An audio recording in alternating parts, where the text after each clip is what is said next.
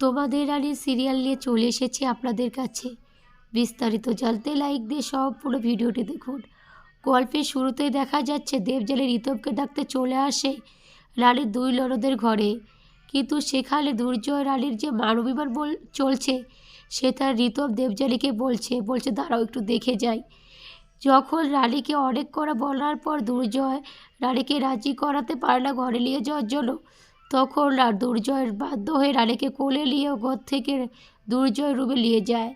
এটা দেখে সবাই খুশি হয়ে যায়। তখন দেবযানী দুর্জয় রানীকে কোলে নিয়ে গিয়েছে বলে দেবযানী ঋতবকে বলছে তুমি তো আমাকে কখনো কোলে নেওনি। তখন ঋতব বলছে তুমি যে বটু, তোমাকে কোলে নিয়ে গিয়ে আমি রাখতে পারবো।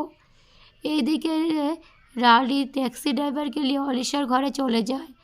অলিশাকে ভয় দেখাচ্ছে, বলছে আমি দুর্জয়কেও নিয়ে এসেছি, সব হাতে নাতে আজ প্রমাণ করে দিব অলিশার ফিক্কি বৌদি মিলে আমার কী ক্ষতি করতে চলেছে।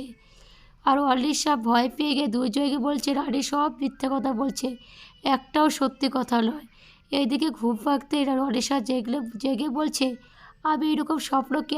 দুর্জয় রানীকে ঘরে নিয়ে জড়িয়ে ধরে থাকে আর রানীও দুর্জয়কে জড়িয়ে ধরে কাঁদতে থাকে। তখন রানী দুর্জয়কে বলছে দুর্জয় আমি কিন্তু আমার সিদ্ধান্ত থেকে এক চুলও নড়ব না। এই বলে সকাল হয়ে যায়। সকাল হতে রানী ঘুমের থেকে ওঠে, পিঙ্কি বৌদি মেয়ের জন্য ডিপ ড্রেস করে নিয়ে খাওয়িয়ে দেয়, তাকে খাওয়িয়ে দিয়ে স্কুলে পাঠিয়ে দেয়।